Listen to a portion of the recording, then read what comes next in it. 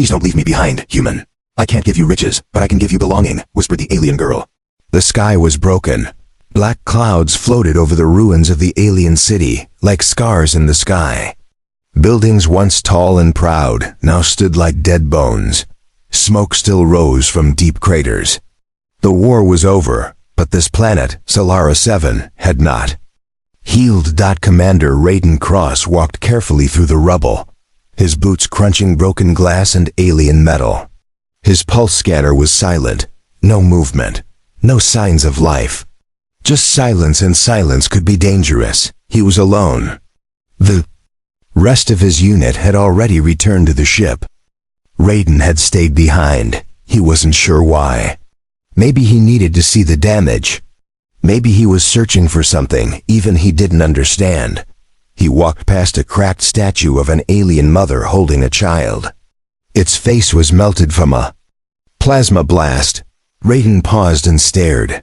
The statue reminded him of his daughter Miri. She would have been 8 by now. If she had lived. A low sound broke the silence. It wasn't wind. It wasn't metal falling. It was softer. Almost like a breath. Raiden turned sharply, lifting his plasma rifle. "Who's there?" He shouted. Nothing. Just shadows. Then he heard it again.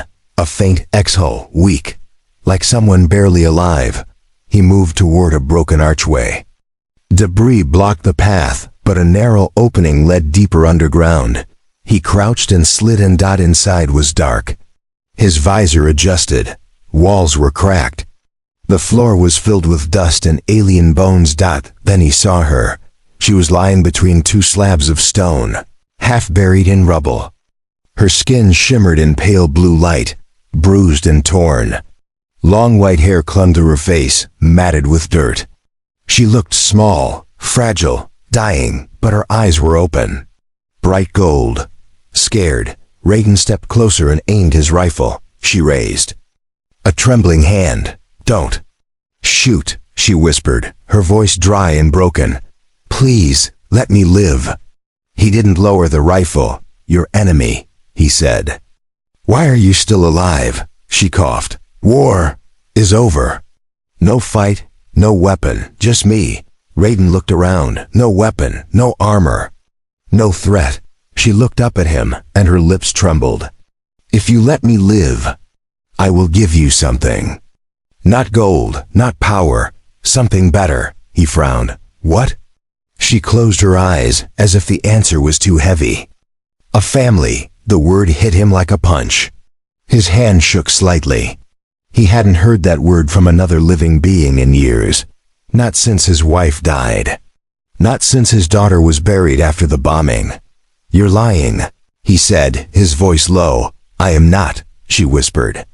"My kind, we don't need blood to make family. We choose." "I can choose you." Raiden stared at her. He didn't understand. But something in her voice felt real, not a trick. "Not a trap. I should leave you here," he said. "But you won't," she replied softly. "You miss something. I feel it. You walk like a ghost. I see the pain in your eyes." Raiden felt his throat tighten. He hated how right she was. A loud beep broke the silence, his com link. His ship was calling him back. Full scan in 20 minutes. He looked down at her again. If he left now, she would die. If he took her, he would be breaking every rule in the human military. She looked into his eyes.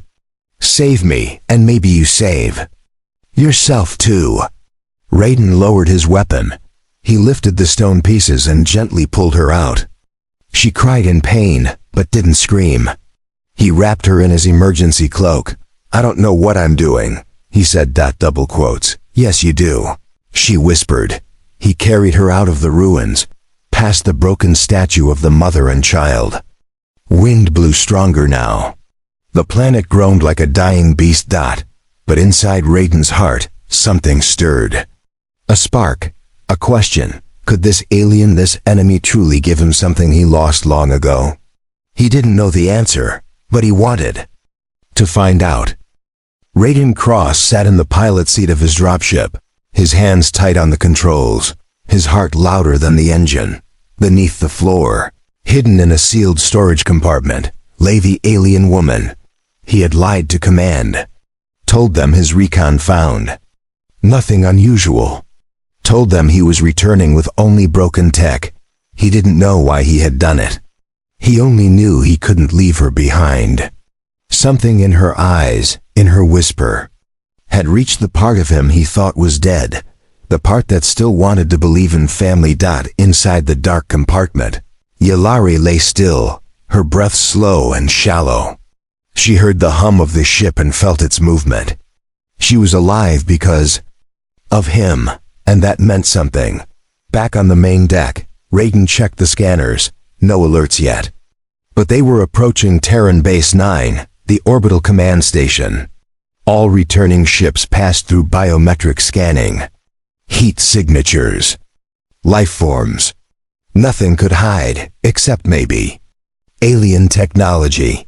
He returned to the compartment, opened it quietly, and looked down at her. She blinked up at him, weak but awake. "We don't have much time," he said. "The scan will find you." Her golden eyes searched his face. "I can help." He hesitated. "How?" She raised her hand and placed it gently on the panel wall beside her. Her skin shimmered, then flickered like static. The metal rippled. "Cloak from my people." Not perfect, but enough. Raiden watched in disbelief. The compartment temperature dropped. Energy signatures disappeared. She was still there. But to any scan, she was nothing. "Who are you really?" he asked. "My name is Yllari," she said. "I was a healer before the war. I am not a soldier." Raiden nodded slowly. "You said you could give me a family. What does that mean?" She looked at him with soft eyes. "Not all families are born. Some are chosen. My race, when we bond, we share our hearts, memories, dreams. I felt your pain. When you looked at me, you have a hole in your soul." He looked away. "I lost my wife and daughter," he said quietly. "They were killed in the war, by a bomb drop from an alien sky." Yllari closed her eyes. "Then maybe I carry part of your enemy. But maybe I also carry part of your future." Her words hung in the air like mist. The ship docked. The command voice echoed in his headset. "Commander Raiden Cross, prepare for standard scan." He swallowed hard. The scan beam moved across the hull. It beeped once. Then again. Inside the compartment, Yllari focused all her strength on the cloak field. Her body trembled. Her skin burned, but she held it. The scan passed. Scan complete. No anomalies detected. "Welcome home, Commander." Raiden exhaled. That night, in the quiet hangar bay where no one could see them, Raiden opened the compartment again. Yllari was shivering. Weak. He helped her up. She leaned against him. "I don't know what happens next," he whispered. "We hide," she said. "For now." Raiden took her to his private quarters, an old cargo bay no one visited. There, he made her a bed with old blankets. He gave her water and human food. She laughed softly when she tasted it. "So salty," she said. He smiled. "Welcome to Earth cuisine." For the first time, he heard her laugh. It wasn't a sound of war. It was warm, alive. That night she touched his hand and said, "In my culture, when two beings share sleep under one roof, they begin to bond. A slow connection. Mind to mind. Soul to soul." He looked at her. "Do you feel it already?" "I feel your sadness, your hope, your fear, but also your kindness." Raiden looked down at his hand. He hadn't held another being since the funeral. Something was changing. Slowly, quietly. He had smuggled an alien into human space, but maybe he had also smuggled in something else. A second chance, a beginning. The base was not silent anymore. Terran Base 9 was alive with scanners, drones, and eyes. Too many eyes. Cameras watched every hallway. Patrol bots hummed day and night.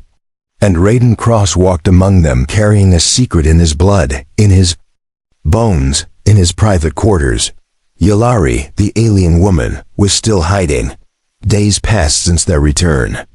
But suspicion grew like a shadow behind Rayd'n in his quarters, hidden deep in the base's lower levels. Yulari sat on the floor wrapped in blankets. Her color had returned faint blue glow beneath her skin, soft golden light in her eyes. She watched Raiden pace. "You're nervous," she said. "Command just announced surprise sweeps," Raiden replied. "Biosignature scans. Thermal tracking. They're searching for hidden threats. Or hidden life forms." She tilted her head. "Me." He didn't answer. "Let me leave," she said softly. "If I run, I survive. You stay safe." Raiden shook his head. "I didn't hide you to lose you now." She stood, gently touched his chest. "I told you I would give you a family," she said. "But not at the price of your life." He looked into her eyes. "And what if I already started to believe you?" The next day, the scan crew arrived. "Commander Cross, step aside. We've had unusual energy pulses around this area." "Just routine inspection." Raiden smiled tightly. "You think I'm hiding a war machine in my quarters?" The officer didn't laugh. "Just open the door." Inside, Yulari felt the pulse. Not a physical sound, a mental one. The scan was near. Too close, she moved quickly. Touched the metal pipes along the wall. The alien cloak she had used on the ship sparked again barely.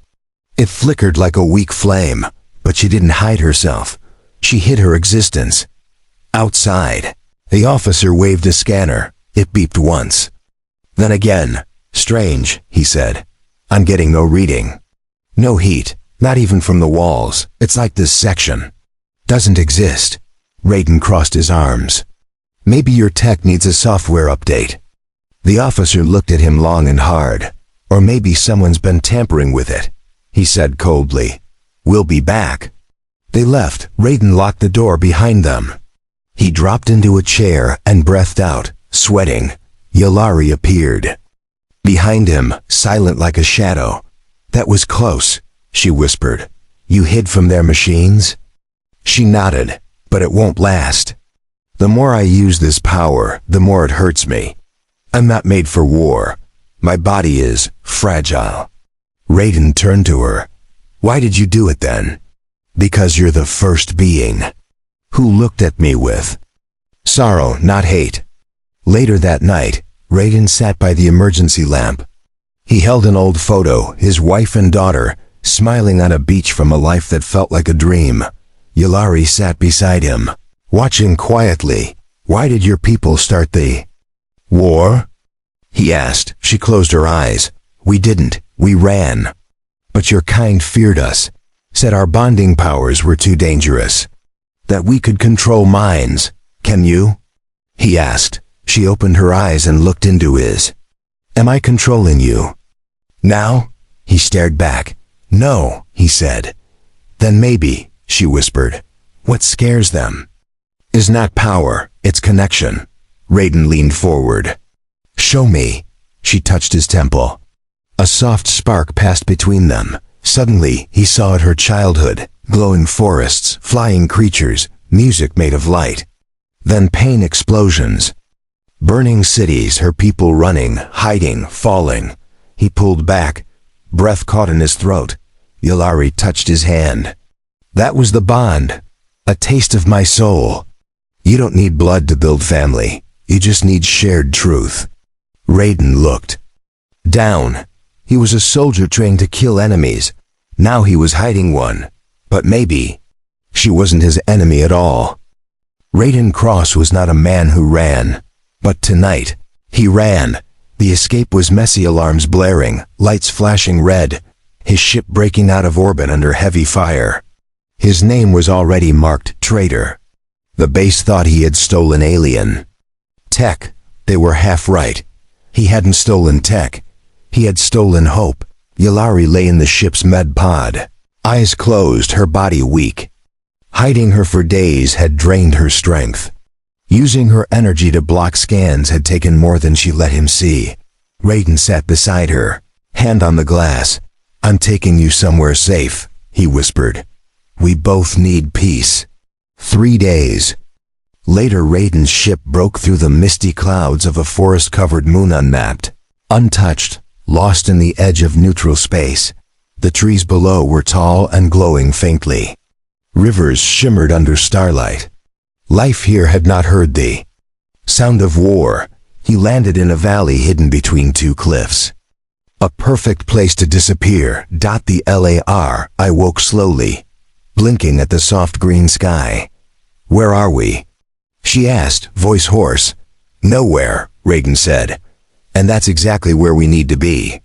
Days passed. They built a small shelter with local wood and parts from the ship. Raiden hunted local creatures and cooked awkward meals. Yulari planted small blue seeds from her pouch, her people's healing plants. The air was fresh, the wind clean. Every night they sat by the fire, quiet, letting silence heal them. But something strange began to happen. Each time Raiden dreamed, he saw flashes, visions of a child, a little girl, not human, not fully alien, silver hair, gold eyes, laughing, calling him Papa. He didn't understand it, until one night he asked, why do I keep dreaming of her?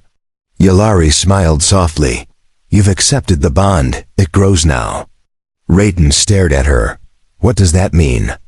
In my race, she explained, when 2 souls connect, when trust, care, and memory are shared, a seed of creation forms. Not always physical, sometimes. Something between mind and soul is born. The child in my dream. She is real in the way dreams are real first. Then, with time, maybe more. He sat in silence. I thought I'd never be a father again, he whispered. You didn't lose your heart, she said. You only buried it. Weeks passed. Yulari's health returned. She smiled more, hummed strange songs, walked barefoot. In the glowing grassed out Raiden started carving wood. A table. 2 chairs. A small doll for the dream child. One evening, as they watched the twin moons rise, Yulari leaned close. In my world, this moment would be called a home spark. The first time 2 people look at each other and know they belong. Raiden didn't answer, but he didn't pull away. The silence between them was no longer empty, that it was full of becoming. But far above them, in the dark sky, something stirred. A signal had pulsed when Raiden jumped away from the base. A trail of energy. A trace left behind, and someone was following it. Someone who wanted what Yulari was. Not her heart, but her blood. The peace didn't last. It never does when something valuable is hidden. The bounty hunters arrived on a cold night.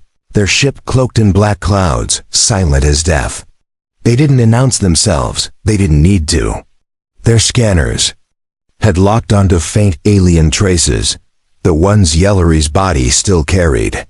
The kind of signal worth millions. Inside the wooden shelter, Raiden was sharpening a knife when he felt the air shift. A soundless pressure. Like the planet had suddenly started holding its breath. Yulari stood at the doorway, her skin glowing faintly. She whispered, "They've come." Raiden didn't ask who. He already knew. 3 figures moved through the forest. Not soldiers. Not aliens, just hunters. Men with no flags. No honor, just contracts. Their armor was patchwork. Their weapons modified. One of them, tall and scarred, wore a necklace made of alien teeth. He sniffed the air. She's close. Another one, with cybernetic eyes, tapped his scanner. Heartbeat detected. Same rhythm as the old Zoleri code. She's inside. Raiden shoved a pack into Yulari's arms. Go, he said. Run to the cliffs. Hide in the caves. She looked at him. And you? I'm buying you time. No, she said, gripping his arm. We escaped together or not at all. A sound broke through the trees. Footsteps.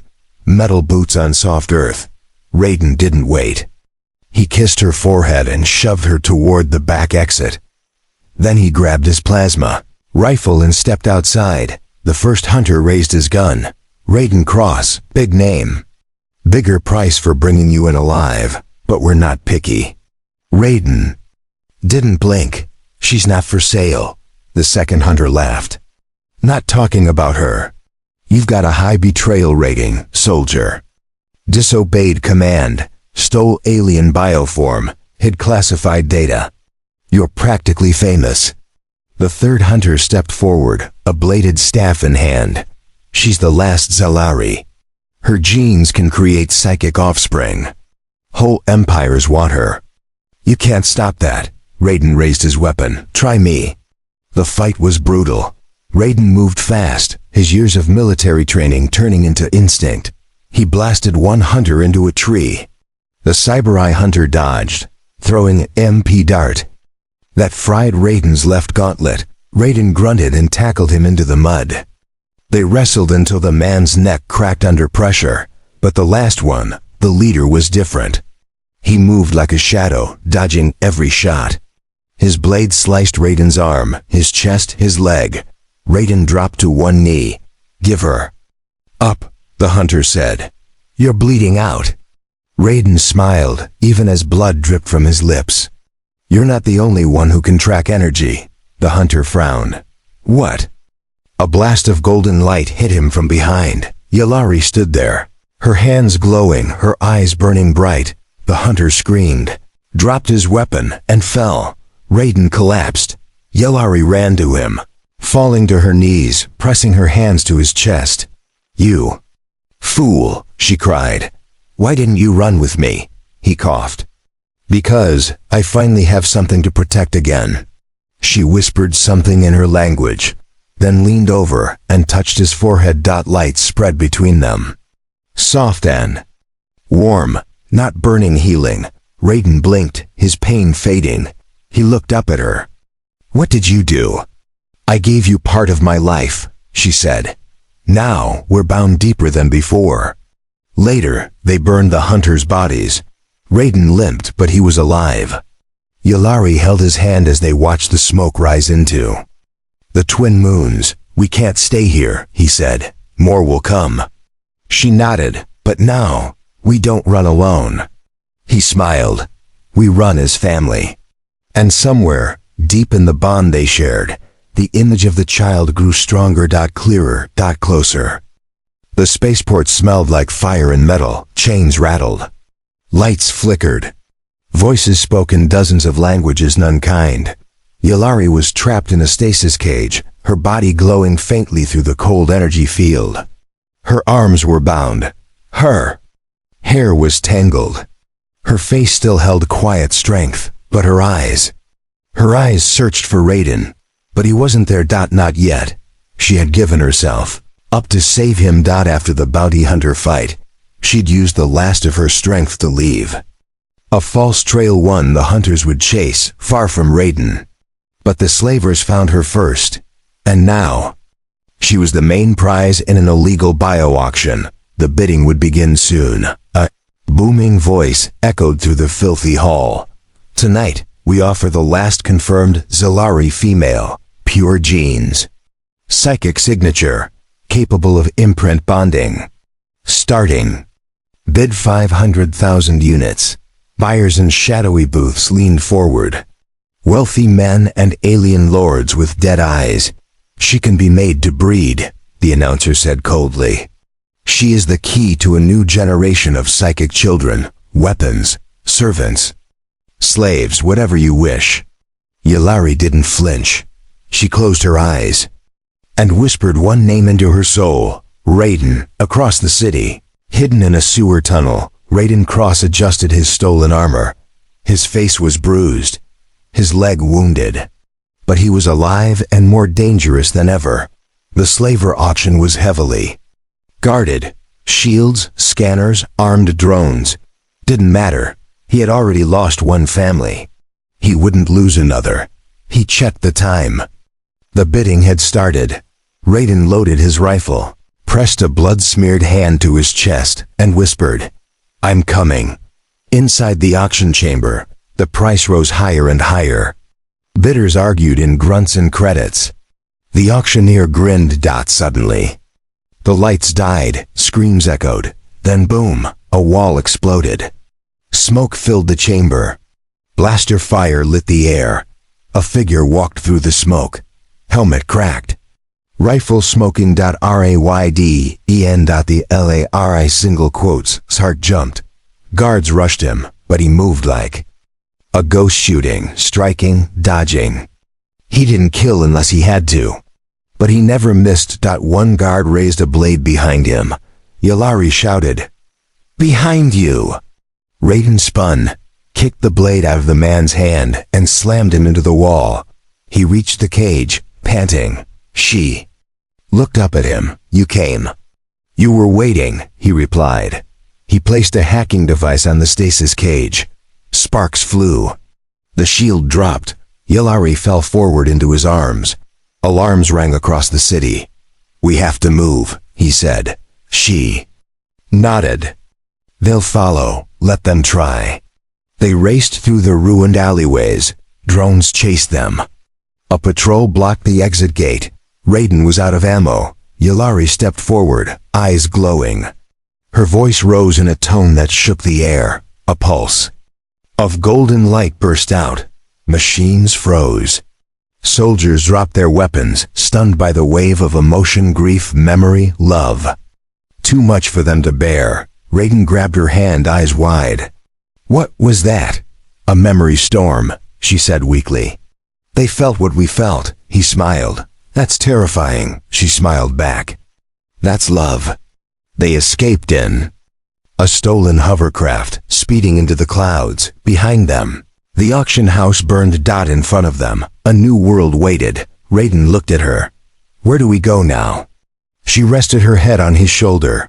"Somewhere we can raise her." He blinked. "Her? The girl we dream about," Yllari whispered. "She's closer than you think." The world they found had no name. No cities. No war. No scanners in the sky. Just quiet lakes, silver grass, and purple mountains rising like old gods in the distance. A place forgotten by both humans and aliens. Raiden stood by the lake, hammer in hand, building a home. Real wood, real walls, real dreams. Yllari sat nearby, watching the sun rise. Her long white hair danced in the breeze. Her hands rested on her stomach, not because of pregnancy, but because something new was growing inside her soul. A bond. A spark. A beginning. Their child was coming, not by blood, not by womb, but through connection. Raiden placed the final plank on the roof. He stepped down and looked at the small cabin. "It's not perfect," he said. Yllari stood, walked to him, and took his hand. "It's perfect because you built it." They entered together. Inside, the floor was covered in soft moss. A table. 2 chairs. A small bed. And on the wall, a wooden carving of a child with bright eyes, and 2 hearts carved in her chest. Raiden touched the carving. "She visits me in dreams, still laughing, still calling me Papa. She's almost ready," Yllari said softly. He turned to her. "How will we know?" Yllari's golden eyes glowed faintly. "The bond is nearly complete. Our love. Our memories, they've formed her spirit. She will come when she is full of us." Raiden sat down slowly. "I fought in wars. Lost everything. Killed to survive. I never thought I deserved another family." Yllari knelt before him, taking his face in her hands. "You don't earn family, Raiden. You open your heart to it." That night, the stars danced. The sky seemed alive, flashes of blue and gold swirling above. Yllari stood barefoot outside the cabin, hands lifted. "She's coming," she whispered. Raiden stepped beside her. The air shimmered. The ground pulsed softly, and then a shape appeared in the light. Small feet touched the ground first. Then a soft giggle. A child stood before them. She had silver hair like Yllari, and human eyes full of wonder. Around her neck was the pendant Yllari once gave Raiden, the symbol of chosen family. Raiden dropped to his knees. The child ran to him and hugged him tightly. "Papa," she said. His throat closed. He held her close. She was warm, real. Yllari walked over, tears in her eyes. "This is Elia," she whispered.